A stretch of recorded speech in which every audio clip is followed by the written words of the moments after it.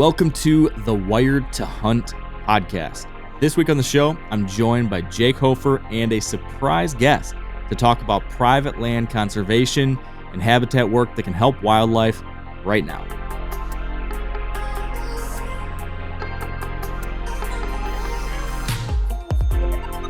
All right, welcome back to the Wired to Hunt podcast, brought to you by Skip Sligh and their Camo for Conservation initiative. And today we are back to wrap up our Conservation Month series. And we're wrapping it up in a really cool way because I think it's going to be very applicable to a lot of folks. So far, over the last 4 or 5 weeks, we've talked high level, the status of deer and deer hunting in America. We've talked public land policy and conservation issues. We've talked kind of big picture, making nature and conservation nonpartisan again. And today I want to talk kind of on the ground, hands in the dirt conservation. And to help me do that and to really lead the way doing that is my pal and podcasting, content creating extraordinaire in his own right, Mr. Jake Hofer. So Jake, welcome to the show in a different, unique capacity today. Yeah, super unique. I feel it's for someone that listens to a radio show or something and they have the step-in guy. This is a tough position to walk into, but I'm extremely excited. And I feel that getting my hands dirty and finding someone that can talk about how people can put some things into action right now instead of theorizing about it, I'm extremely excited.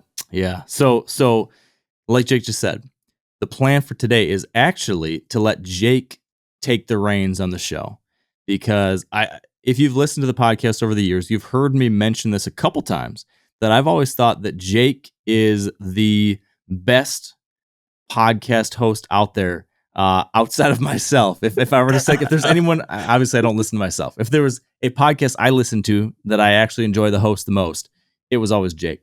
And so Jake and I are working on some possible collaborations coming up here soon that hopefully we'll be able to announce soon. But in the interim, I thought, why not let Jake take this puppy out for a walk and actually host the Wired Hunt podcast for a week. He is someone who has a lot of experience in the world of private land conservation and habitat work, of course, with your own podcast, the Land Podcast, and a lot of the things you've done in the past, Jake. So today, what the kind of mandate or objective, I guess I'm putting forth for you, Jake, is to go out and find a really great expert guest who can talk to us about ways that we as land managers or owners or folks that just simply have somewhere we can do something good on the land, how we can do that, how we can make things better for deer and or other wildlife and or the natural world. So with that kind of task and that objective, Jake, I would like to do 2 things now before I run away and let you take it from here. Can you really quickly, for folks, give people a quick background on again, how you got to this point and what you're up to right now, and why you're someone I think is a really good person to help lead this conversation the rest of the way? Yeah, I'll be happy to put some words in your mouth here. No, I'm just kidding. Aside from that, no. So my name is Jake Hofer, and worked with Exodus for a super long time, and throughout that process built the podcast. And there's a lot of people that don't know, but Exodus closed its doors at the end of December, and I was in an interesting position from a career standpoint of what am I going to do next. Really enjoy these conversations, and actually bought back the Exodus YouTube channel and the podcast, and just relaunched that on March 25th. And it's this WHTL, and the social handlers are white-tailed deer. So a lot of the conversations and type of content people have experienced in the past is going to continue and will continue to evolve as well. And then also run a show called the Land Podcast. And that was birthed out of me needing to learn a lot and recognizing that a lot of other people need to learn about land ownership and everything that goes along with that. And we've helped over 100 people buy their first farm, whether they emailed in or texted or whatever the case may be. So this conversation's right up my alley, close to my heart. And I love seeing the landscape improve and helping people find the information that will help them do it too. I love it. So here's the game plan from here. I am going to step away, and I'm going to let you bring in your expert of choice to have the conversation from this point forward, Jake. I will just say this. Take good care of my baby. Be Number one focus always is providing the most possible value per minute that we can to our listeners. And I know that you know exactly how to do that. So I'm going to say, let's let you take it from here, Jake, with one hell of a conversation about private land conservation, land management, and real stuff that we can do right now to make the world and our deer hunting property or lease or buddy's farm or whatever it is, how we can make any of those places better. Let's do it.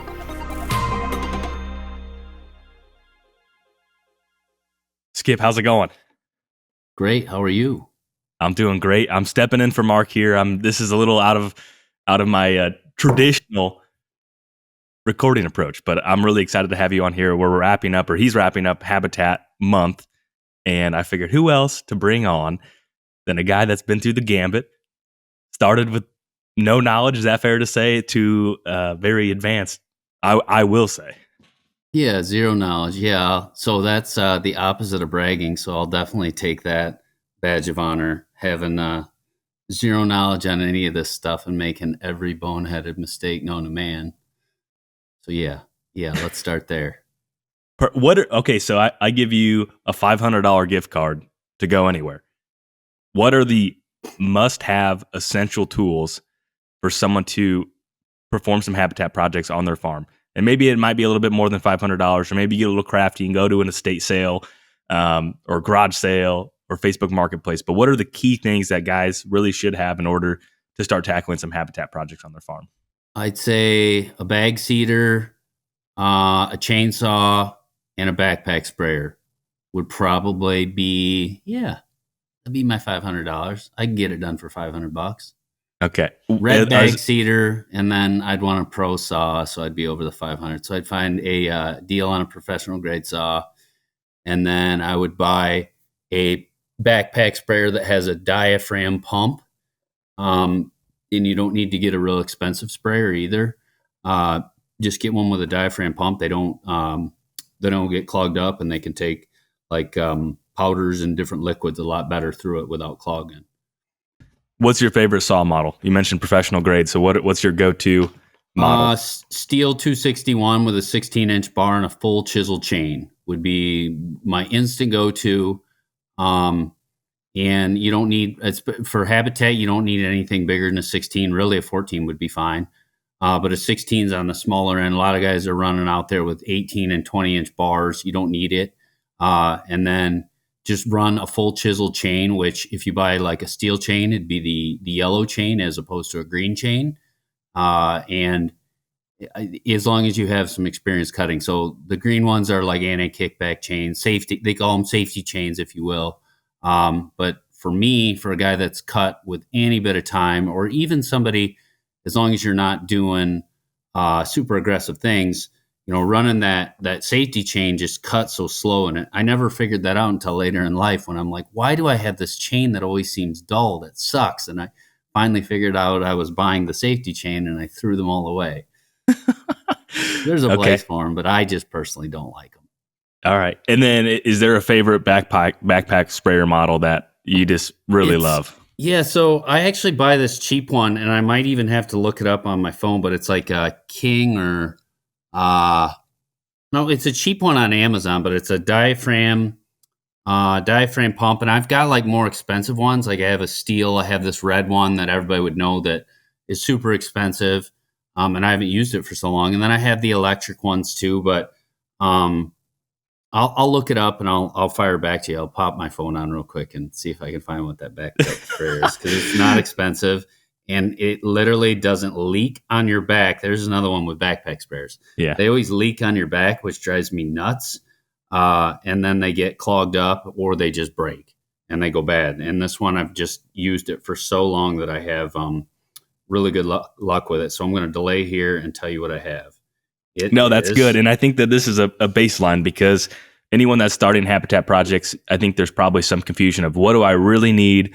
What's the bare minimum? Because a lot of this stuff is expensive, and people that are just getting started out need the bare bones. And I think those three items it sounds like you'll be covered. Here we go.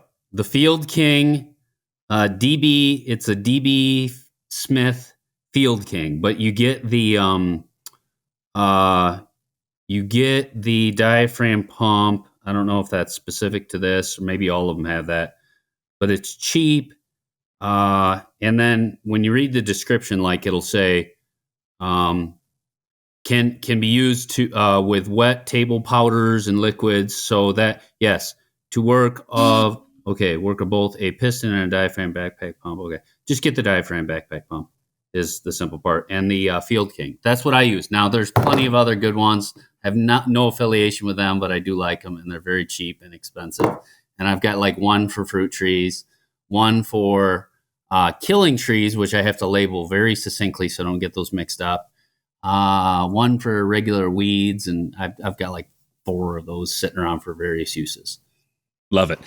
When you were starting out with habitat, why did you want to improve the habitat? Was it for deer hunting? Was it for a holistic approach to conservation? What initially had you motivated to dive into this world? Deer hunting for sure. So, I started with a garden, which I had to learn from scratch at maybe 10. I don't know why. I can't think back why I wanted to start a garden, but I wanted to start a garden in our big backyard, and just grow things. And I just thought that was cool. And that came out of the blue. I can't explain it to this day. And then from that, I got into deer hunting, and people think like food plots are new. Well, in Michigan, so I'm 46 now. This would be 12, 13, maybe 14 years old. Yeah, it's probably 14. When in Zeeland, Michigan, there was this little seed store called the Bryan Seed, and guys were starting to do food plots a lot. And like when you get the magazines, I was a kid that was like waiting for the magazines to come in, and they were starting to talk about food plots. And then I went there, and I'm like, what should I do? I want to do this food plot stuff. I read about it in the magazines. And so I know I told you this story before, but I'll tell it really briefly. I bought a bag of sugar beet seed, and then I went into the middle of the forest with my rake, raked up the leaves and planted the sugar beet seeds, and then came back, and there's never anything that grew. And even back 30 years ago, there was articles like I didn't know this at 14, like little fads or, hey, this works or that. Like they're talking about fertilizing oak trees. Well, I remember buying a bag of fertilizer, like that was all my like all the money from a lawn job. And I'm hiking this bag of fertilizer into the hunting land that I just had permission on and fertilizing the oak trees. And that was my game plan. I'm going to make these delicious acorns, and the hunting would be better. So when I was young, I definitely fell for every little gimmick or wanted to replicate what the more serious group was saying to do. So I try all these things, and I literally tried everything known to man that's came out in the last 30 years until I figured out, okay, maybe that's not the best route to go, or actually figured out how to legitimately do it. Yeah. What do you think right now today is one of the biggest habitat misconceptions, or I don't necessarily want to call it a fad, but what's one of the biggest habitat misconceptions that you hear and talk about with folks, and you're like, man, I don't quite think the fruit is worth the squeeze, or the juice is not worth the squeeze on a project like fill in the blank? I think there's problems with every food plot thing or every habitat improvement because there's just such a variety of information on any given topic. Like one guy will be planting cedars because they want to have thermal cover and they don't have cedars on their land. And I think that's a great thing to do if you do it correctly. And then there'll be another video right after it or another podcast or somebody talking about how they are eradicating all their cedars. Like you don't want cedars. It's bad for this. It's bad habitat, all these things. Is there a solution probably in the middle there? Yeah, there is. And I definitely think that, well, I went and planted cedars in this example. I planted cedars. I put 1,000 per acre in there, and I planted all cedar monoculture, and I spaced them really tight. Yeah, you're going to have a problem later. Or the guy that's like, I want no cedars on my ground. Cedars are worthless. Cedars are junk. And this is more Midwest. You get up north and you get back into pines, which could fill the same discussion topic as cedars do here. So they burn every cedar, they mulch every cedar, which I think is a big mistake. Like I have a cedar thinning project right now where it's like 100 acres of cedars that when I bought this farm was a mess. And they're like, the government's like, you can dose all those out. I'm like, I'm not dosing them all out. I'll thin them. And I thin them, I probably thin 90% of them. But now they're spaced properly, and I can put other trees in there. So, but I'd say, juice not worth the squeeze. If a guy's starting out, I probably wouldn't get heavy into tree planting. I think that's kind of a progression down the road. Now, at the same time, I would get to it as quickly as you practically can, because a lot of times that's a project people put off because it is a project that's a down the road project. But they put it off for so long that they just end up not doing it, where they could have had, whatever, a handful of trees even. Just, do a handful of trees every year. So other like fads, misconceptions, out there. I would just say there's a lot of information. I would just make it a general comment. There's a lot of information on YouTube, podcasts all over, and just if you follow it enough, you dig in enough, you'll find so many contradictory opinions. One guy says to eradicate these trees. One guy says this. Like the other day, I'll give you another quick example. I'm going back to trees, but I posted a video on veneer walnuts, and I know just like clockwork that guys are going to say walnuts have no whitetail value. Get rid of them. And I knew that was coming. But here's the thing: it's like, dude, anybody's stand maybe has 2, 3, 4 veneer walnuts per acre. Maybe a lot of them don't have any. Yeah. And what I would say to people who say, walnut doesn't have any deer value. It does. It actually does. It has an ecosystem value where, you have a higher, I'm going to go into the weeds here, but it's ecosystem. Everything's related. Well, you have more squirrels. Well, more squirrels are going to propagate more nut transfers, and they're going to dig up more acorns and transfer more acorns. With more walnuts, you have more food for the squirrels, and they're going to eat less acorns. All these weird dynamics like that. But what I'll say to this, when somebody says, I don't want veneer walnuts, so I'm going to cut them down. I'm going to cut down these thousands and thousands of dollar trees. A farm that is managed for veneer walnuts is having a lot of work done. It's opening a lot of canopy up. They take such little space. And I would say the farm that's managed exceptionally well, which is very rare, but is managed exceptionally well for veneer walnuts, will have bigger deer, because they're going to have so much open area. They're going to have so much new regrowth and browse and bedding and just thick cover in these bottoms. And bottoms periodically or typically are very open. So most bottoms I see in the Midwest are like, they're very open. You can see hundreds of yards through them.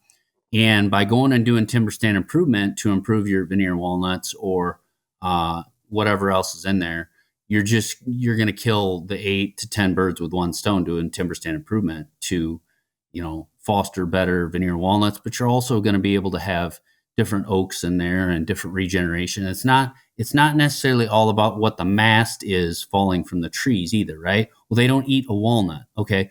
Well, so do you want all 8 oaks? Because, there's a lot of years where oaks don't put out acorns. It's not about what the mast is coming down so much, and that's a component, but it's more about what's growing on the forest floor, the regeneration. Maybe it's oak regeneration, other trees you like. Maybe it's, like box elder and other things, or maple or elm, or things that the deer will browse when they're younger. So having an open canopy is the bigger point to why a guy would want to manage for veneer walnuts, to have all that extra tonnage. And we're literally talking, like, if you can visualize in your mind, in Michigan, I remember seeing this all the time, the maple stands and the open forest there.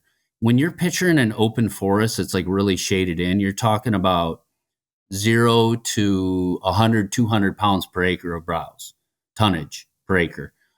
When you open that canopy up to a substantial level, like, hey, I let a lot of new sunlight in there, a lot of new regrowth, depending on what regrows, you can bring that to, 1,000, 2,000, 3,000 pounds of natural browse per acre. Well, across the whole forest, that's significant. And when you don't have any, those deer are not in good nutritional shape. That is not an ideal deer environment for nutrition for any deer. And, to go back to the walnut example, picking on the walnuts, well, they put out a little bit of a toxin to the other trees and so on.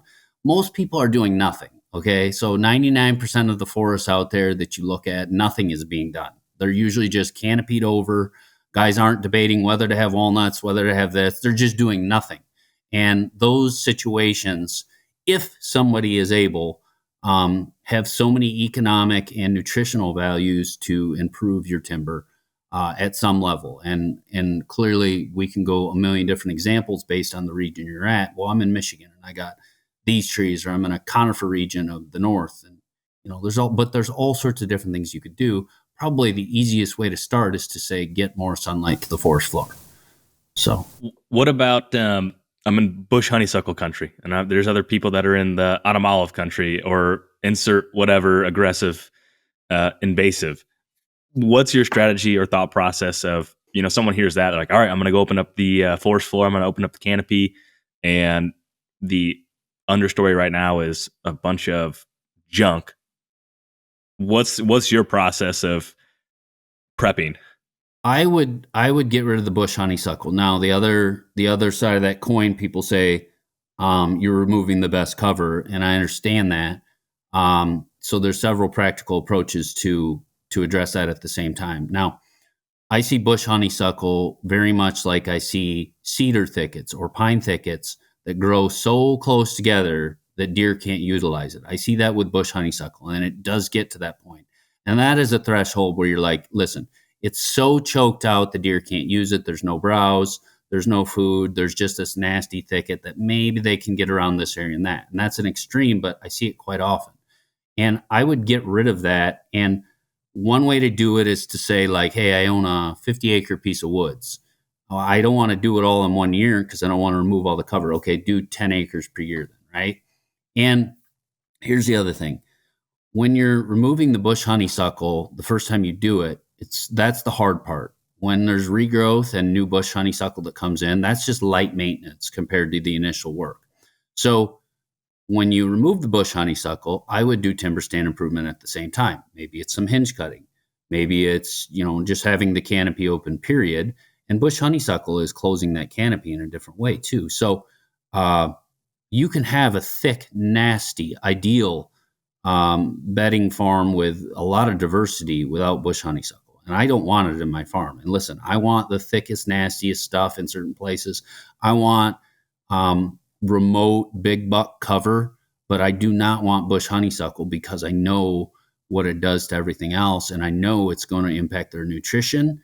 It will be a nice thick mess for a certain period of time, but that certain period of time usually expires. And then you're really sacrificing your nutrition at a huge level by having a shaded out, just bush honeysuckle nasty mess on your farm. Yeah.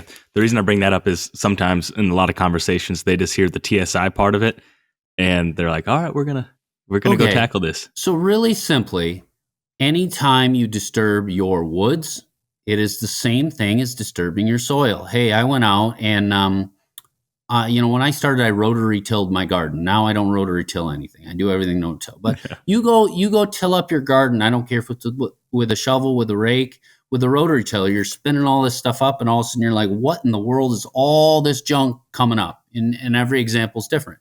Your forest is the same way. When you allow sunlight in, it's very much like if you were to go till up a field. If you till up a field, you will have more weeds, and you're going to have all these surprises like, what's that? What's that? You're stirring up this huge weed seed bank.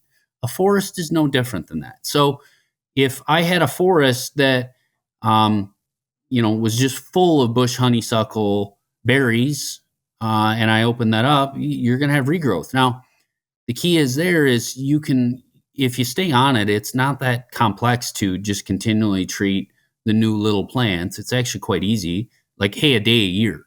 I took a day a year to keep up on the bush honeysuckle. But there'll be other things too. With the backpack sprayer. Yeah. And there's a million ways to do it. You could do it with fire. You could do it with herbicides. You could do it mechanically. And anything habitat, here's the good part, is I had to learn how to do things on a budget of not $500. I had a rake, and I didn't even probably own that rake. It was probably my parents. I had no money. So I had to figure out, how do I get these sugar beets in the ground? I'll borrow mom and dad's rake. no fertilizer, and rake the leaves. And I just wound up with some blisters, and that's all it cost me. And then I look like an idiot to myself when I'm like, hey, this didn't work at all. So you can do it with the most basic of tools. So somebody says, timber stand improvement. Well, I could go do timber stand improvement with a hatchet and a little squirt bottle, right? Yeah. I could also go take my mulcher out there, and I've got a Vail tree saw that rotates, and it's got a herbicide button. I could go do it with that. Well, it's a big difference. Big difference. So any problem generally can be accomplished with like 10 different tools or 10 different ways of doing it. Do you have to do everything no-till? Do you need a no-till drill? Of course not. You don't. There's ways around it. Does it, and you got to think of the scale you're doing. Well, I'm working with a half acre. The guy working with a half acre does not need a tractor and a no-till drill. They just don't.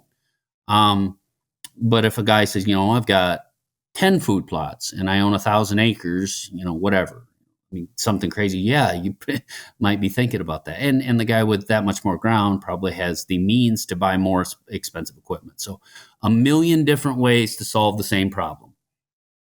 Which I want to dive into this because I think TSI season's starting to wrap up here with leaves coming out. And I want you to say what you can and can't do kind of from April to season when it comes to the timber. Because I know you're a big proponent of fixing timber. And what I mean by that is basically weeding it.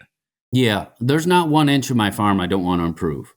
Fields, waterways. What are waterways doing for deer? Well, actually, you can do some things, but I don't want erosion, right? So every ounce of my ground, there's something that can be done, and there's something that should be done. Now, I will prioritize that, and that's why I revert to forest and, food plots, cropland, native grass stands. Those are probably the big emphasis on improving them. Remind me the question again, just so I have this. The seasonality of TSI kind of wrapping seasonality. up. Yeah. Okay. So sorry. So right now the trees, the sap is starting to flow, and basically your trees are coming out of dormancy. Well, when your trees are dormant, you can open wounds, you can cut limbs, you can do all sorts of things. It's not going to hurt the trees. It's a way for them. It's the time when you do these things. When you start putting big wounds in trees when they're out of dormancy, now all of a sudden they'll get different funguses, or they'll get, different pressures where they can really get sick. So it'd be like, it'd be like if you were to cut yourself and it was just, dirty and unsterilized, you could get infections, right? Well, that's kind of versus like super clean, in a sterile environment and using all the, antibiotic stuff like that. That's kind of the comparison with trees. So right now they're coming out of dormancy. So like oak blight, you don't want to get that. So you don't want to open up these fresh wounds. Now, the way around that is to say, hey, there is oak issues. Just understand oak trees, you don't want to be putting injuries on them, or any desirable trees that you're like, hey, I want to promote this type of tree. Just don't injure them. Don't cut them. Now, the way around that is to say, hey, there's undesirable trees in my timber, and I still want to do a few things real quick. And you could do this today. You could do this in a month. Just find the undesirables. It could be hickory. It could be maybe it's cedars or pines that you want to thin. Stuff like that. Anything that's a non-desirable tree, you can cut that as long as it's not, tipping into a desirable tree causing wounds. That's as simply as I can put it. So, I would probably wrap this up very quickly, but, I'll buy a farm where I'm like, hey, I bought this thing in June. I missed the window. Do I wait till next winter? I don't. I go in there and start cutting some inferior stuff, and I'm just very careful about it. But I want structure on the ground so I'm breaking it up, kind of like, saying there's a big wide open pond with nothing in it versus a pond with rock piles and brush piles and trees. Well, I want structure in my woods. So I'll go knock some of that stuff down, create structure and thermal cover, stuff like that. And the other thing it's doing, if I buy it, say I did buy it in June or May, now I have, months of full sunlight coming in there, and I'm going to get forbs, legumes, all sorts of different things that are going to pop up. Some of them good, most of them good, some of them bad, but that's going to be food, browse, more bedding, visual barriers for you and the deer. my timber, you can't see a lot of it 20 yards through it. When I got it, you could probably see 300 yards through things. It was wide open. So just having timber that is full of structure, full of visual barriers, full of thermal cover, full of browse, full of more bedding. Those are all the benefits to doing these things. But yes, I'd say just do it very, very carefully, more with like a scalpel now, very strategically, and baby those trees that are your desirable so you don't cause yourself issues. Do you feel, you have been on a bunch of farms over the years, do you feel that for most guys that are just getting started and they're thinking of wherever they hunt or have permission or the opportunity to improve, do you think that the timber, if there is timber on it, one of the best starting points for most farms, is that safe to say? Is timber stand improvement? It being the lowest hanging fruit for most farms. Oh, for sure. For sure. Yeah. And you say timber stand improvement. Well, that's just an acronym really that is just, it's such a high level term, timber stand improvement, that it could mean so many different things. It could mean, wait, so I could do timber stand improvement on a pine or a cedar stand, but I could also go do it on these beautiful oaks. Yeah, you could do it on both. And they're both very, very different. So it's a very broad term. But I would say 99% of cases, there's some level of timber stand improvement. So improving your timber, whether that's thinning out, certain stand. And I would say this one's a real common one. I see the forest, what it is right. It's stocked correctly. No, it's not. 90% of the time, it's far overstocked. There's, 10 trees in this spot where there should be one. And a lot of times, if you want some openings, that means there's 10 trees in this spot, and I bring it down to 0, in little pockets here and there. So most timber is overstocked by definition. Just because you look and see what's there doesn't mean that's ideal. And the vast majority of the time, it's not. So it could be, it could be opening the canopy up. It could be crop tree release, which is taking your best quality trees and freeing them up. Now, you can take that a step further and say, I'm going to really free them up and just start knocking back a lot of your junk, which, you are freeing your crop tree, but you're also, allowing all that new sunlight, new growth, and new browse and more bedding. And I'll find, if I'm doing crop tree release to improve my crop trees, I'll find areas where I'm like, hey, there's no crop tree here. It's all a solid hickory stand, and I might just nuke it. Just wreck it. And maybe, and if you have solid stands, like monoculture stands of junk, which do happen, like, hey, I just have 1 or 2 species of trees there. I can thin it back. I can pick the best one and free it up, but I still am stuck with this blend of this handful of trees. Well, then you can get into like interseeding different things and just, hey, there's no oaks on this, and I'd like oaks, or I'd like some different softwoods, or I'd like shrubs. Well, doing timber stand improvement, you can do those both at the same time. And then a lot of times there's ways to combine those. Like, well, now you got treetops on the ground. Maybe I'll try and plant some of these new trees in the treetops, so they're kind of a natural deer cage. It's not perfect, but it's a technique that does have its benefits. So in a 1 acre hickory stand, let's say there's hickory, hackberry, and some black locust. Let's say, and that's the general gist in this 1 acre plot. You basically start over. How do you know, or how do you encourage positive regrowth? And maybe you would like to see a variety of different oaks in there. I assume, have you ever just thrown out, buy a bag of acorns and put them in piles and say, get to work, squirrels? Or what are some things that people could do? Okay, so like something like a black locust, you're going to want to treat that and kill it so it doesn't come back. That's key. So you might cut it down and be like, hey, I'm going to start over. If you didn't kill that, you're not starting over. You're creating a jungle. You could interseed things. Like what the approach I would take if I'm going to interseed acorns is to overload the squirrels, because they'll dig them back up, but then they'll replant some too. Overload them. And what I do is just find, like any park in most states will have a diversity of oak trees. And a lot of times they're on like paved roads. Well, I just go like sweep them up and fill like barrels with them. And, I filled truckloads with these things. It didn't take that much time. And this is when I was younger and I had more energy. And then you could interseed them, you could scatter them, and then it's just a numbers game. Is your success rate going to be real high?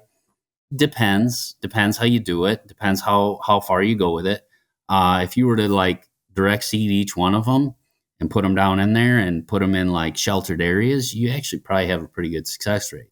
And I would do that. Like, here's how I think about it. Like, I go anything the government's involved in, like look along your highway, and a lot of times there's really desirable shrubs in there, like high bush cranberry or like whatever. I mean, There's a bunch of dogwood on the Wisconsin highway system. Yes, I mean, a pile. You could grab all that, grab seeds, pull over. Hopefully, you don't get in trouble with the police, and pull over and go fill bags up with dogwood seeds and so on. I mean, silly ideas like that. I've done all that stuff, and it does work. So you could do that. Now, it's probably slightly more practical if you're talking about a small scale, though. Like, hey, I'm working on 5 acres, 2 acres, 1 acre. Then I probably would just say go less and buy like bare root seedlings and just protect them. Just put a tube with a really good stake, probably on both sides. I use a T-post because I just pull T-posts around my farm. Somebody's like, oh, that's more money and more work, and they're free because I pull them. But then your success rate's way up with the T-post.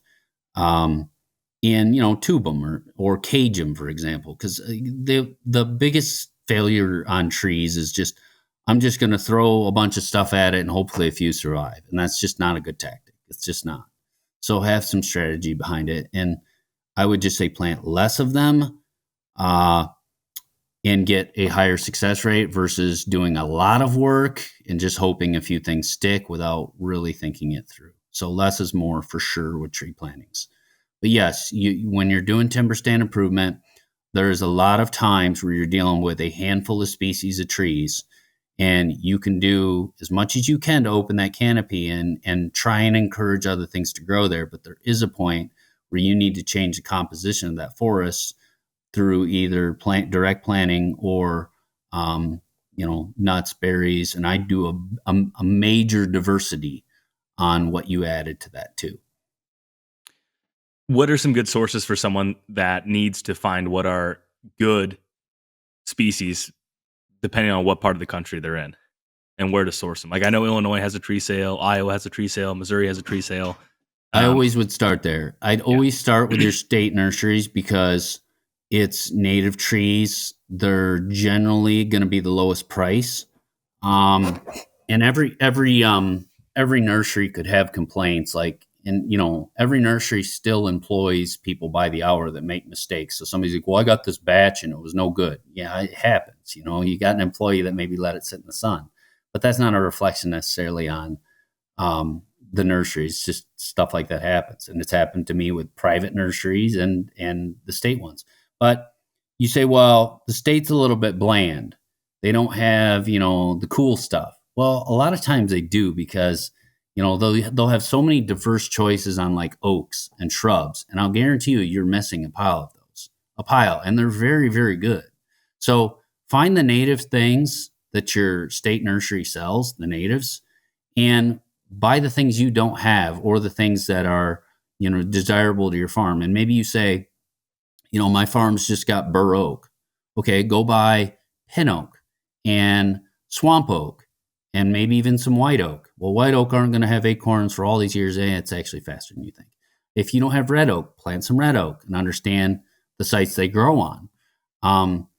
But I would add all those things. But if your farm is, and this is one maybe a little bit contrary to what some foresters would recommend, but if my farm is full of bur oaks, I'm probably not going to go out and plant a pile more bur oaks.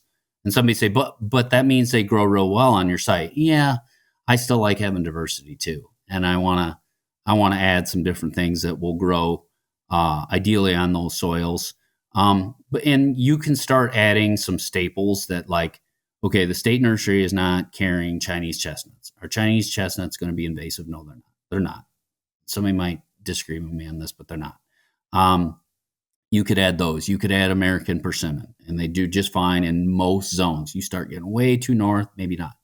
I would probably add like crabapple, and I like growing things from seed too. So I have my little nursery in the backyard where Look, I'll grow. nothing really. I guess you got the little nursery, and then you have the orchard too. But both of them are obscene for their location. So my house in a subdivision, I look like a hillbilly because I have this big cage tree nursery to keep the squirrels out, really. And I'll grow like chestnut and hazelnut and persimmon and dwarf chinkapin oak and these hybrid oaks that I found that's a mix of probably 3 different types of oaks, all these weird things. And then I'll actually grow pear from seed. And, well, I don't quite know what I'm getting. That's fine. That part doesn't bother me. I like just messing around with it. And so that's in like town kind of. Then you come to my farm and you're like, oh my gosh, you way overdid your tree nurseries and your orchards all over the farm. And yeah, I overdid it. Just do way, way less than what I do, which most people won't know what I do, but it's too much. Just start low. Like, hey, I want 200 trees. Start with like 20 then. I want 2,000. Start with 100. Just because it's so important to treat those 20 like babies. Then 2,000, no tube, no prep, no nothing, because you probably won't even end up with 20 trees. Yes. Out of And 2,000. We're digging into the tree stuff, and it's definitely a huge component, no doubt about it. And I would say, managing your forest is going to be your number one. Planting trees and stuff like that is generally down the list of importance. And the bang for the buck is it's a delayed gratification. And, but your forest can have so many instant benefits where, if I go plant a pear tree, which I will, I'll go plant a pear tree. Well, that might be 5 years before it's spitting out a good amount of fruit. Well, when I go and do timber stand improvement, that's instantaneous benefits, like the next day. And then throughout that whole growing season, there's just astronomical benefits. Nutrition being a huge one of those. It's not, like I said, it's not like, well, I want more acorns, which I do, but that's not the main reason. TSI kills 8-10 birds with one stone. It's just phenomenal. Now, the food plots and what I plant. Now I farm. So I have to get down that whole can of worms too. And, my brain goes just as deep on those things as well. Yeah. Which I do want to talk about food plots. One thing I want to ask is, obviously you've done just a ton of projects, and your main farm there you've had for over a decade. What beyond the deer have you noticed on your farm? Do you see all different types of birds, wildlife, birds, butterflies, bees across the board from all these different things? Because if you take a cruise around anywhere in the Midwest, a lot of pasture, probably over pastured ground. There's a lot of forests that have not been improved over the time. And so like yours is a playground. What have you noticed beyond just more deer and more mature bucks? The whole ecosystem flourishes when you do things correctly. So like I'm in deer country, and I'll tell people that if I wanted to go out and shoot my limit of pheasants in 30 minutes, it'd be no problem. And they're like, what? I don't have pheasants around here. I have billions of pheasants. I have tons of quail. I've got all sorts of diversity. My turkey numbers are through the roof. And then you go, well, is that just from your habitat? No, because people, and there's the question people will hit me with. They're like, but I have really good habitat too, and I don't have that many turkeys, and I don't have any pheasants. How many coons are you getting rid of? Well, we haven't trapped coons for a decade. Yeah, you have thousands of raccoons out there now. Like I'll trap, we counted before. I mean, I was trapping like 600 raccoons in 1 year. The times we counted 600 raccoons. Somebody's like, well, that's a lot of time. Well, just take a dog-proof trap and put a couple of them at all your gate entrances. And when you're at the farm, fill them with cat food and peanut butter, or corn or fish or whatever you like, marshmallows. Just fill them up. Takes 2 seconds. And here in Iowa, we got it legalized where we can trap coons year round because they're at epidemic levels. I mean, they're doing massive crop damage. And here's the thing is when you go take 600 raccoons off the landscape, these things that are just walking around every day, just sniffing out nests. It's why when I was doing my chores or doing farm work, I would find, and I'm out here every day, I'd find all the nests ripped apart by coons, almost always. So it's like, is that really that big of a surprise that turkey numbers are down when you have 50 gazillion raccoons and possums and skunks around? It's not a surprise to me. And then somebody says, so you're loaded with pheasants and quail and all these other things, and you don't see nests get torn apart hardly ever. No, I don't. I'm loaded up with them. And, and I don't disagree with some of the theories on like bird flu impacting turkey populations, or the seed treatments, or the sprays. I mean, some of the insecticides, very concerning on like turkey populations. But at the same time, in every direction from my farm, they're putting the nastiest stuff on seeds known to man. And my turkey population, I'm like, I need to thin them. There's millions of them. So I do think there's some detriments to some of the, insecticides and fungicides and stuff we're applying to our crops. And I would love to see a lot less of it. Absolutely. But, is that the reason that turkey populations are decimated? I don't necessarily buy it, because I've got an extreme example where I just took out the nest predators, and there's gazillions of turkeys with the same dynamics as everybody else who's suffering. And I would say the worst turkey populations I've ever seen, where I've seen them tank, is when I go down to Kansas. And that's just, my firm belief there is everybody's just gotten, and I hunt there every year and I love Kansas, but I'm just going to say it, like, guys have gotten so lazy with, I'm just going to throw out corn piles. So they don't do habitat improvement. They hardly do food plots. The amount of food plots, timber stand improvement in Kansas, when you ask people, are you doing timber stand improvement? It's a tiny fraction of what is done in Iowa. And I'm back and forth all the time. Nobody does it, because, like, man, I just do a corn pile. And then you look at their photos. Look at this deer. I don't look at the deer. I go, dude, you got 50 raccoons in that photo with the deer. Don't you do anything? Nah, man. I don't want to mess with it. I just do corn piles. And they get lazy. Yeah. And the habitat and the ecosystem suffers. So, and then they can't figure out why there's no turkeys. There's my point. Is I went there 20 years ago. This is fact. I went there 20 and 25 years ago to Kansas, and you would see hundreds of turkeys, just like Iowa. You would see very few bait piles. I don't think I ever saw a bait pile when I started going there, and I was all over the place.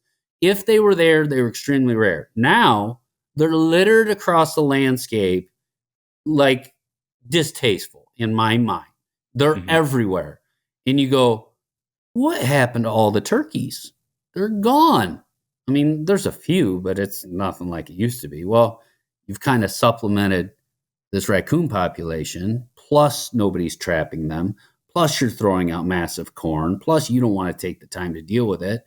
And now you guys have probably double, triple, quadruples. I mean, some staggering figure of raccoons that are raiding the nest every year. It's like, how can a turkey have a nest out there? I don't even hardly get it, how it's even possible. Yeah. So, that's when you start impacting the whole ecosystem by making certain choices that ripple to different animals. And this is coming from a guy who doesn't turkey hunt, and I'm not going to go shoot a pheasant off my farm. I'll go up to northern Iowa where it doesn't mess up my deer hunting, and then I'll pheasant hunt. But I'm not going to turkey hunt. My guess, so I like there to be turkeys. I like there to be quail. But I like the ecosystem. Those are indicator species. They're indicators of health, and just like the bees and the butterflies and all these things. I like having them around, and I think it's indicative of a better quality environment and a healthier ecosystem. And things are far more linked together than anybody would realize. Like, I just want big deer. Okay, well, coyotes. How many coyotes do you have? That's a big component of it. It's a huge component of it. All these things are just interlinked.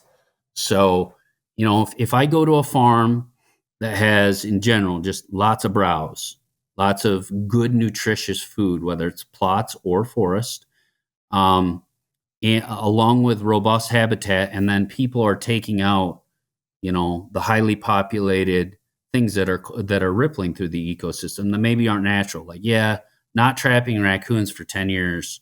Maybe they are at, too high of a level that isn't sustainable. And you balance that out. And let's just face it, any big game, small game, really any animal in the Midwest is going to be managed by humans, good or bad. So we just have to figure out, do we want to do the good things for them? Do we want to try and balance them ourselves and take the time to do it? And does it work? Absolutely it works. It makes a huge difference on the health of this, or, the balance here. Man's intervention is key here. It just is. So a lot of people don't want to do that, and that's okay. If you don't, but just understand it's going to have consequences. And like, hey, I have a huge ranch here, and nobody is allowed to shoot a coyote ever, and nobody's trapped for decades. You're going to have detriment because of that. It's going to cause you major problems. Yeah. So all these things are just interlinked and intertwined. That's a really good point, because I think we all get stuck on the fun stuff. Unless you like trapping raccoons. I mean, most people look at it as a chore, right? Most people. It is kind of. It can be fun. It's kind of rewarding, though. Absolutely. But I think for most people, like, yeah, I'm not going to do that. So here's, and I hear that all the time. So I just tell them, I'm like, dude, just get a couple coon traps at every gate. Maybe it's 5 of them, and they're around. Sometimes you'll have all 5 filled, and just put them, and you're going to do your chores. And when you're there, set them for the night, and then dump them out. It takes you, and once they're set in the ground, you could leave them there. They get a little rusty, but we're talking a matter of a few minutes. And that's with anything, though. That's with anything. If you want it to be better, there's the people that are like, I'll take the few minutes to do this, and their farm is better off for it. Then there's the guys that are like, I don't have time, and I can't, and I don't want to. And okay, I mean, that's human nature on anything. That's why, the habitat on most farms is far from ideal. Yeah. I mean, I could keep going with this. It's why most of society is overweight. Do you not know how to stay in shape? Do you not know that if you eat healthy and go to the gym, you'll be in good shape? Well, I do, but I just don't want to do it. So don't want to do it. Human nature. Yeah. It is 100%. I want to weave back into the food plots. You mentioned, for most people, they probably don't need a drill if they plant an acre food plot, half-acre food plot. Correct. So how, from a habitat and conservation-minded approach, how do you plant a half-acre food plot in your mind? And let's get more specific too, whether it's a clover or a fall blend of greens. What's your approach? So, everything truly does have its pluses and minuses. So somebody might say, I don't like herbicides. Well, if you till the soil, don't think there's not environmental impacts from that, right? And soil loss and huge detriment. Now, am I a proponent of herbicides? I guess I would be kind of in the middle, where it's like, I don't want to be constantly exposed to herbicides. I don't want them drenching on everything all the time, but used, so I just try and minimize their use.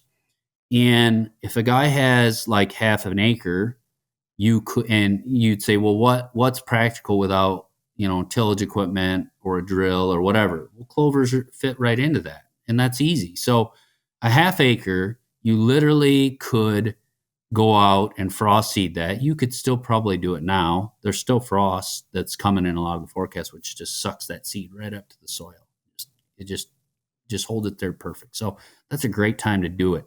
So you spread that clover, and even if you're like, but right now I just got this grass patch. Okay, take your backpack sprayer then, fill it with clethodim and crop oil, and just go over it with the backpack. But that took me 30 minutes, an hour. Okay, fine. Bring an extra few jugs to fill it up, and just sit there and spray that grass with clethodim and crop oil when it comes up later. And you could have a clover plot. And, you could take that a step further and be like, I'm generally in a area with low pH soils. So you take your same backpack spreader, and you put pelletized lime in there. And then you put a bag of P&K in there, and you spread that. Oh, that took me 15 minutes on each of those. I mean, this is very minimal stuff, very, very easy. Even if you're like, hey, is it worth it? Yeah. I mean, to do 100 pounds of pelletized lime, for example, which is a low rate, on a half acre of clover, 1, it will make a difference. Absolutely. And 2, I mean, that might take 25 minutes, for example.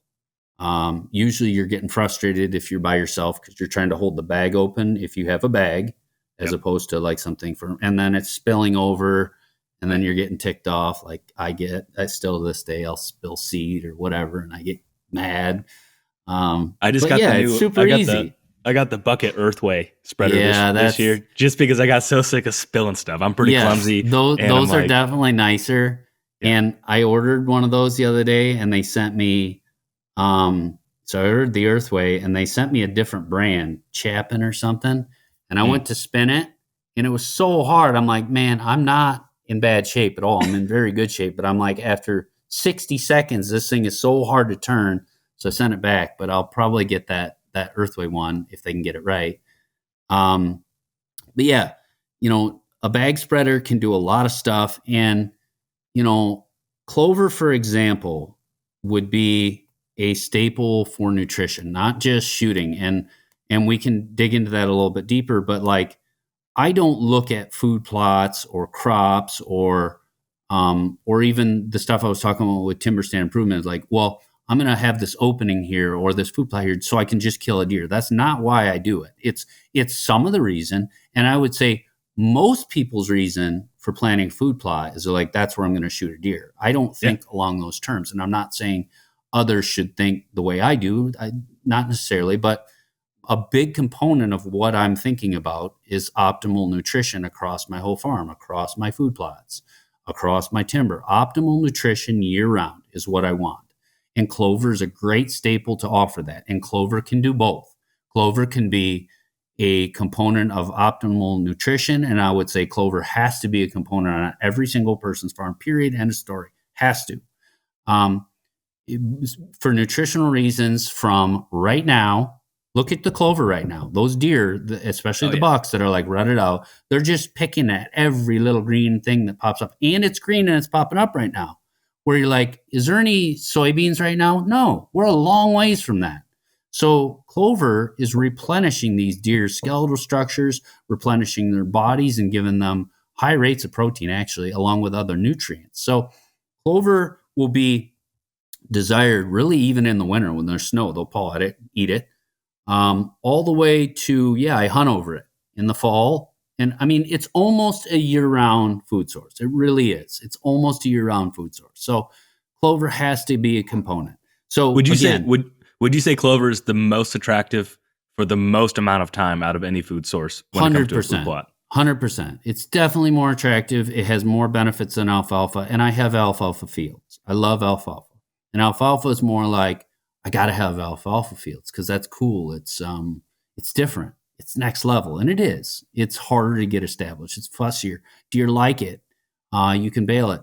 But clover versus alfalfa, I'll take clover every time. And all of my alfalfa fields where I bale them or I put a grazing type alfalfa with a very leafy type of alfalfa, I'll still have like, hey, man, that's a 10-acre alfalfa field you have there that you bale. And 1 acre of it is clovers. And I can sit there and watch the alfalfa field and be like, I know when they're in the alfalfa, when they prefer that, and when they're in the clover and when they prefer that. And I would say, just to make a long story short, if you want to do alfalfa, that's fine. And there's a place for it. And it has its benefits. Some of the benefits over clovers. But overall, if you weigh the two out, clover is going to be better. And they're just going to be more desired and used far longer into the season. And that's my experience over and over and over, year after year after year, watching these fields with alfalfa and clover in them. So just to wrap a quick bow on it, establishing clover for anybody, even me, dummy me that planted sugar beets with a rake in the forest at 14 and used my mom's rake, just to recap, I could go get clover done. That 14-year-old could get clover done. And literally a bag spreader or any kind of a spreader, and probably a backpack sprayer with clethodim and crop oil, maybe Buterac if you get different weeds in there, broadleaf weeds. And if you could clip it, I would, there we go. I got my grandparents' old lawnmower. When they upgraded their lawnmower, they gave me their lawn boy. And I would do my food, I'd mow my clover with that. Not ideal. But, if you could clip it. Well, here's the other one I did too. I'd use a weed whipper. Took forever. But again, another tool that's cheap that everybody has to solve the same problem. So maybe you clip it once. Especially the first year, I probably would clip it because you're going to get weeds in there. But yeah, you could frost seed that now. If a guy wanted to go drill it and wait and add oats, or I want to do this, or smooth out soil a little bit and lightly disc it and cultipack it, that's great too. It's great. You have a little more weeds to deal with. But if you can do that, then you can probably clip it, and you can probably spray it with clethodim, crop oil, and buterac, 2,4-DB, not 2,4-D, but 2,4-DB. And if you read the alfalfa, read the label on alfalfa, you can tank mix those two, and I tank mix those two. I guess that's technically for alfalfa, but I did tank mix it. Maybe it somehow crossed that line and got into my clovers, and it turned out fantastic. Takes care of every weed. I don't need Roundup Ready alfalfa. You can use clethodim, crop oil, and buterac, and it really should cover about everything other than maybe sedge, which you can use sedgehammer. So there you go. Anybody can do this. Super simple. Now, really quickly to answer your other question though, what if I want to do greens? Well, greens are going to be this like brassicas or rye mix. You could do the same thing. It's going to be a little bit trickier because you're not dealing with like frost sucking the seed close to soil, but you could spray it, kill it off. You could maybe lightly scratch it and broadcast brassicas into there, radish, turnips, and you got one component there. If you do want to add nitrogen, you either have to time the nitrogen application right before rain, which most people know, but I'll still mention it. Or you just get agrotane and treat your urea so it doesn't evaporate, and then you can just go right over the top in your bag spreader again with treated urea, and that won't evaporate. So, and literally a guy could be like, man, I got to go to the co-op to get treated urea. You can buy a jug of this, put it in your backpack sprayer, and put a tarp out with your urea and spray your urea with this stuff. And then it doesn't evaporate. And it's worth taking the time to do that versus being like, yeah, I put urea out and didn't rain for a week and it was 90 degrees and it's all gone.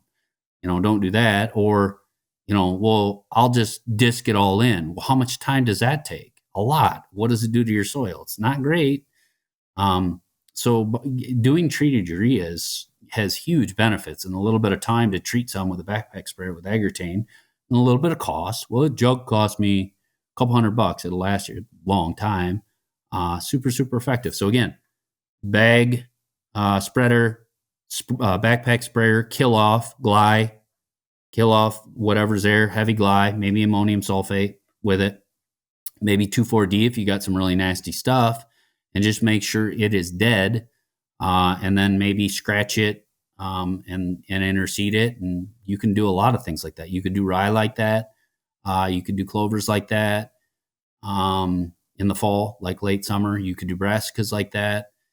Peas, not so much. Oats, not so much. They're a little fussier, but like rye, winter wheat will do okay. There's a lot of things you can do that way. One thing I want to bring up too, and you've touched on this with nitrogen and basically NPK, how important in terms of conservation and for the nutrition of all animals eating out of these plots is soil health, because I think a lot of people want just the simple aesthetics of a good looking food plot. But the soil health, what is your opinion on that? And that topic has a lot more buzz than probably 3 years ago, in my opinion. But I think it's important to bring up and get your perspective. There's a lot that's missed with soil health. So people are like, the general ones like P&K, that's soil health, right? No, that's a component of it. But your organic matter will probably be your number one component. Well, that's not what he's asking. It kind of is. If your organic matter is 5 versus 2, it's a huge difference on your nutrition, on the success of your plot. What's going to grow there? What's going to be able to be utilized? All the nutrients that are going to be able to be utilized by the plants with your organic matter, and surviving a drought. Well, how do I improve that organic matter? Well, plant high biomass crops or plots, high biomass. Don't till.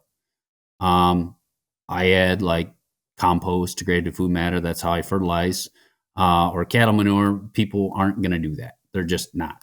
So high biomass things like rye, corn, sorghums, milos, with probably some legumes blended in there for nitrogen. will be a great way to build your soil. Don't tear it up. And your pH will probably be next because, if you say, I keep hearing P and K, phosphorus and potassium, but your pH is wrong. One, all the calcium that critters need will not be there. And then everything that the plant needs to grow, P, K, and then a whole nother list, which I'm going to get into and address this because this is missed all the time. Those plants can't uptake that. So pH would be like next with organic matter, next in importance. So getting your pH right, 6.5 to 7 is ideal. And some areas it's like, well, my pH is 8. I'm in this, spot where the soil is the other way. Well, you'd have to add a lot of sulfur to deal with that, right? Which that's probably a lot more rare. It's more rare, but in Iowa, there's a line. If you get into Northwest Iowa, you start getting into higher pHs. So guys will use more sulfur. And once in a while, they use gypsum, which is fairly neutral. It's got calcium and sulfur. But you do got to address it for the same reasons, though. And if your pH is like 6 or 5, if it's 5, you got big issues. Stuff isn't really going to want to grow there.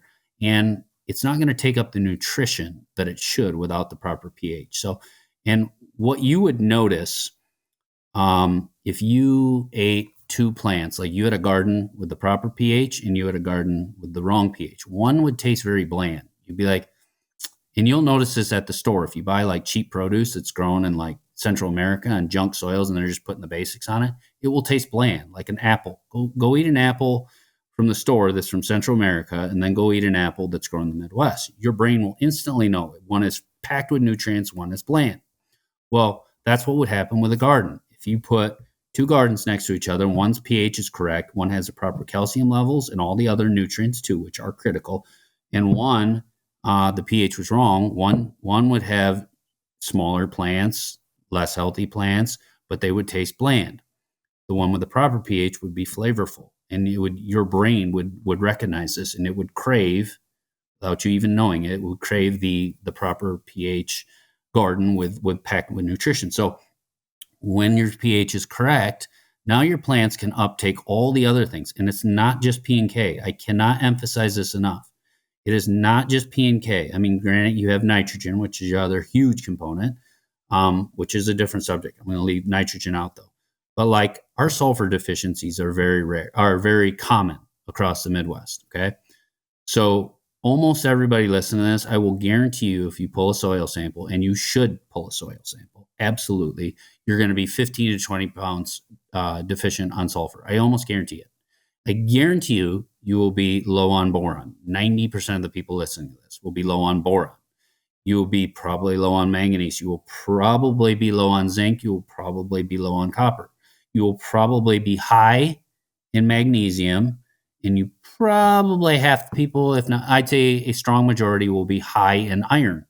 Thus, I need to figure out how to supplement boron, manganese, copper, zinc. What the heck? This guy's a chemistry teacher boring me out of my mind. How do I fix this? Just understand that a co-op and a lot of the different foliar sprays you can get, there's ways to fix this. And most of the co-ops now, because there's such a Midwest problem with all these deficiencies, offer most of these things. Or for sure, your co-op, for sure, if they're any bit decent, is going to be able to get or have sulfur on hand. Sulfur is the biggest deficiency problem we have across the Midwest that people pay attention to. Now, you could get online and say, hey, I'm going to order some boron, I'm going to order some zinc, but what you need to do really, so I don't confuse people and make this sound like a chemistry discussion, is just go get your soil samples, do it. Just get a probe, any way to get a soil column that's 6 inches deep, that gets you a good representation from the top to down 6 inches, doesn't need to be perfect. Send it in and get the full analysis. So all your macros and all your micros. And with that, it will tell you on every sample, 1A, 1B, 1B, C, you're going to label them all different around your field. And there'll be different results. It's going to tell you what your organic matter is, which is a big deal. That's the first thing you want to look at. It's going to tell you what your pH is. The second thing you're going to look at. It's going to tell you what all your macros and your micros are. That's the third thing you're going to want to look at. If you're a nerd like me, you're going to start looking at your exchange ratios and your buffer index and all this stuff. Don't worry about that. Don't worry about that. That will be region based, like sandy soil, stuff like that. But pH, organic matter, macros and micros, test for all those and address all of those. Is it worth it? You can do. Is it worth doing that on a half-acre food plot? Because I guarantee someone listening right now is thinking, man, it's only a half-acre food plot. Is it really worth all that effort? The $12 or $20 soil sample and then going and getting whatever it is, 200 pounds of product from the co-op. Is it worth it? So put it in context then, half acre, if I added all the high level, if I'm really deficient on all these things, yeah, you have to. You have to. I mean, you'll grow a mediocre plot at best, but if you're really deficient, even on a half acre,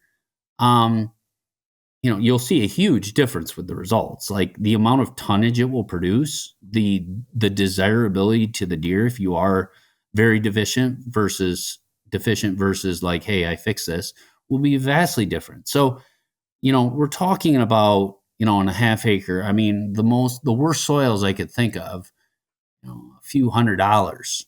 Yeah. I had to add this and I had to do this and I had to do this. A few $100 to make your plot far more desirable. I think it's worth it. Well, and I think you would say all I have is a half acre. So you would want to make that half acre as great as possible. Yeah, I would. It'd be like saying I'm going to take the time to carve out a little garden in my backyard for my family. Are you going to pull the weeds? Are you going to, are you going to take care of that? Are you going to skimp on everything? Then just don't plan it, right? I mean, if you're not going to do anything, these are basic things though. It's not that complex. It might be the first. Here's the most complex part of it is doing it for the first time. Well, I don't know how to do a soil test, and that was hard to figure out which one to ask for. I went to Midwest Labs, and I realized it was SC3 was the code I needed to submit, and it was a little bit hard for me to get through the website. Well, just call them up and say, what soil sample do I need? How do I send this in? And you spend $20 on a half acre plot, maybe 40 because you pulled 2 samples, and then you spend $200 correcting the worst parts of your plot. Well, you don't ever really have to go to that extent ever again. And next time you do, now you know how to do it. So it's easy. Just doing it the first time is the hardest part, period. Which would probably be all of these projects we talked about. Yes. It's the learning curve of doing it. And I think that, Skip, can you give everyone permission right now to not do every project perfect? I've done every project the wrong way, the sideways way. I've made every mistake, but I also had to go from no knowledge, no tools to, hey, I got a riding lawnmower to, hey, I got a 4-wheeler with a harrow. And then all of a sudden I got a small tractor. Then I have a medium-sized tractor. Now I have a big tractor with auto steer and precision planning and variable rate spreading on fertilizer. And so in every step throughout that process of trying to accomplish the same goals at different scales, I made huge mistakes. I planted when it was muddy. Don't plant in the mud. Why? Because it will be a compacted mess. Plant in the mud, your crops will be a dud. Plant in the dust, your grain bins will bust, whatever the saying is. Silly things like that. I had to learn every single one of these things the hard way. All of them, because nobody was there to teach me these things. And now you do have some things that I was maybe too stupid to utilize, or they didn't exist, which is, all the information online. And, that's when I got involved in like Iowa whitetail. I'm like, oh, here's all the solutions to all these things. And, spending a year on that website, I'm like, oh my gosh, I did a lot of dumb stuff. And that fixed a lot of my issues right there. And now there's websites, there's content like this. There's all sorts of sources for people who are seeking wisdom or seeking solutions or seeking to eliminate mistakes and do things more efficiently. I mean, there's plenty of information. I would say it's almost like the opposite now, where it's like there's too much information. Yeah. So you're trying to sort through what's the garbage. what's the garbage and what's great. And there is a lot of garbage out there. That's the only discouraging thing I would say to people. There's some things that are just, What percentage do you think is, well, let me ask you this, with content that you watch or hear about or whatever the case may be, do you think it comes from a place of ignorance or a different motive of the person that's sharing it? Maybe they have something to sell, or they're just trying to be an expert when they're not quite an expert yet. Why do you think that is the case, and what would be a tip to make sure you're getting good info? All of the above. I think when you're, if you're really sponsored a certain way and the money's influenced you a certain way, you're going to push, a certain mindset and a certain type of products and a certain method. I think the other thing though, is guys are like, listen, I did this system at one point to make a successful food plot, and I continue to have a pretty darn good food plot. So I'm going to say that's the best way for everybody. Like, hey man, watch me use my rotary tiller, go down 8 inches in the soil, then pack it to plant a clover seed that's going 1/8 of an inch deep. Right. It works. It will turn out. Now, is there huge downsides to that? Huge problems that come up with that? Yes. Yes, there is. Is that the incorrect way to do it? Yes, I'm going to say it. That is the incorrect way to do it, but you will see people doing it. Crazy. The rotary tillers should all be sold for scrap. They should all be torn apart and made into no-till drills or packers or harrows. Yeah. There's a few pieces out there like it does not belong in the Midwest, and maybe rare circumstances, and my buddies will be like, well, dude, I only used it one time to smooth out soil and I will never use it again. Okay. There's little caveats there, but, yeah.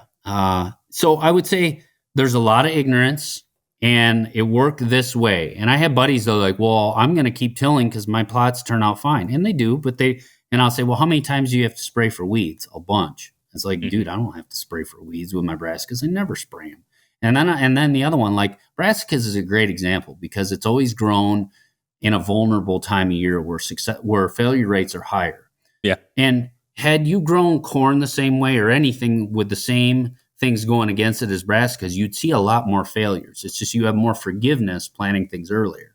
But brassicas is a great example because guys are like, well, dude, if I tear up the soil and I do this, I still have a great brassica plot. But I'll ask them a lot of years, how many times did you have to spray this year? A bunch.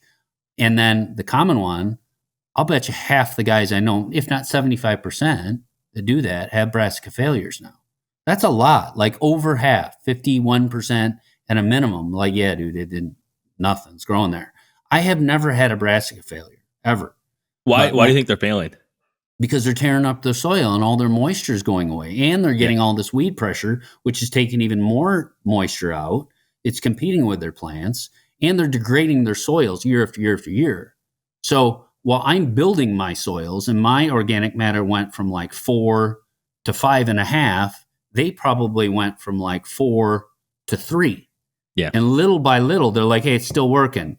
But 10 years from now, they're going to be like, I'm having more failures and I can't really grow things. And I'm not even going to plant brassicas anymore. And I know a lot of guys are like, I'm just sick of the failures. It's always dry. We have a drought. It's like, well, you're part of the reason for that on what you did to your soil. So just because there's a successful way to do something, it's a lot like how corn is done here. I mean, guys on these, really erodible ridge tops that are 2% organic matter have to go till the living daylights out of the soil, and they have a good stand of corn now. With the hybrids, they can tolerate some of the more poor soil, but they're continually degrading their soil. It's just getting worse and worse and worse. And in a way, their hope is the hybrids will just get better, so they instead can deal of improving with the dirt soils it grows in. Yeah. But had they been enhancing their soils the whole time, they'd have less inputs and they'd have a more robust crop. And now where you really see the farmers, this is like real world, I have to grow things to live. The farmers that do that, they might shine on a year when the weather's great, but hey man, I degraded my soil. It's junk. It's 2% organic matter. And then they get hit with a drought and their yields really, whatever hybrid, just get just get clobbered. Where had they taken great care of that soil and built it up, they probably wouldn't have had such a devastating result. Yeah. Well, I think the theme of this is figure out a way to add more to your ground, improve it rather than extract. Yes. Which would be in my opinion, like the definition of conservation. And, I would just say the more you do to add to nutrition, which all these things intertwine, just like the ecology we were talking about earlier, but the more you do to add to your nutrition of your plants, there's more browse. This translates into bigger bucks. Absolutely. 100% bigger bucks. And you might say, well, the bucks around here only get to 4. Fine. But that 4-year-old will be bigger. He'll have more, like I'm looking at a table full of sheds that are just like all full of like beating and splits and kickers. And when I got this farm, you didn't see that stuff. You will have bigger deer because of it. You'll see it in the racks. Like you'll see all the beating and like, whoa, the 3-year-olds used to look like this. Now, man, they have a lot more of, the extra stuff. You give them the proper nutrition, which some of that can be like artificial stuff too. I mean, there's supplementation, there's mineral, there's, even stump sprouts, and areas that have soybeans or alfalfa versus areas that don't, are going to make huge differences. But, getting the nutrition on your farm done in a variety of ways, whether that's through the forest, the plots, is going to create bigger deer. It will make substantial differences in the inches that deer can actually put on. And then, where you tie habitat together is like, okay, now the cover component, what does that do? Well, that allows those deer with proper cover to get to those older ages, right, and not get shot at the younger ages because they don't have ideal cover. They don't want to be there. They leave all these other regions. So proper habitat really does combine ideal nutrition with safe habitat to reach the older ages, which is what people need in any region. Maybe you're trying to grow 3-year-olds because everybody shoots 1-year-olds. I mean, the habitat component is a big part of getting those deer to age. It's a safety component. It's a desirability of the deer to be on your ground. So there's all these reasons where those two issues, nutrition and safety, and seclusion and wanting to be on your farm, go together. And so bigger deer, older deer with proper nutrition and proper habitat. Sounds easy. It's not. We gave folks a punch list to start, and that's where you just have to get started and not say next year, and never get anything done. So this is the kickoff. This is the kickoff right here for someone right now. They're going to say, I'm going to do this. I'm going to go do this. I'm going to go and figure it out. And that's where it all starts. You can start today. Start today, even if you have no money in your pocket and you got to pick up some pop cans and redeem those to get a little bit of money to get going on something. I mean, very, very basic to do something today for anybody. And just keep going down the rabbit hole, because if you enjoy it, you're going to want to keep going down the rabbit hole, and you'll just get bigger and learn more things. And this learning will never end, and you'll start buying all this stuff and it'll obsess you, and it never ends. It's fun though. It's the wormhole that doesn't end. Well, this is fun because we just finished up a live Q&A last week on the Master Academy, and you answered direct questions of very, very specific things, which was pretty fun. So I feel like that's the next level of this conversation, with really specific examples and questions. And I want to give you an opportunity to plug Iowa Whitetail. I find myself on there sometimes by accident when I Google something, and I'm like, oh, I'm on Iowa Whitetail, trying to figure out whatever problem I have going on. And there's a lot of really good threads on there too. It's great. It was part of my progression, being the guy that knew quite a bit at that point, but then discovering Iowa Whitetail and being like, oh my gosh, like I said, there was all these mistakes I made. So my good friend ended up being my neighbor in Iowa, this guy named Doubletree, who contributed to like all these different forums back in the day. And he passed away maybe like decade and a half ago. But 15-ish years ago, I did some projects with him. We learned a lot of stuff together. I learned so much from him, and he contributed to Iowa Whitetail. So when I could buy Iowa whitetail, it was kind of like, hey, I got to preserve this information and keep his legacy going. So all that's still there, like the DoubleTree section, habitat, anything related to habitat. There's so much there, and it's like if I post a video or talk about a certain topic, like people want to ask me like all these questions, and I do try and get to them, but it's like it's all there. It is all there. Please save me a little time, especially during farm season, and just go there. And it's all like, so I just to be like transparent, Iowa whitetail's like, no profit. There's no money that comes from that. It costs me money, right? Which to most people doesn't make any sense. But it's just a way to give back in a way.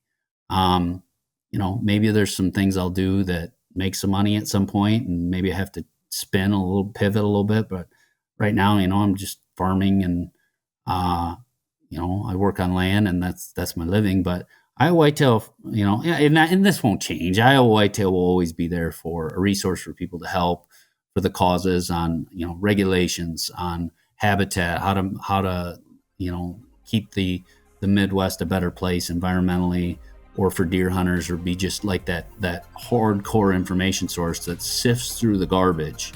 Like when you see information on there, it's not going to be the missing, like there's certain things I'll say that is wrong. That is the wrong way to do it. I completely disagree. And I'm not saying I'm not wrong on some things or I'm perfect. I'm far from it. But the information on there, especially DoubleTree's information and the members there at a top tier level. And I would be extremely confident to take any information there and implement any information I took off that site. That's great. Well, what a way to cap off Habitat Month, and people are equipped to go get to work. Get after it. Thank you. Yeah, thanks once again. Thanks for having me.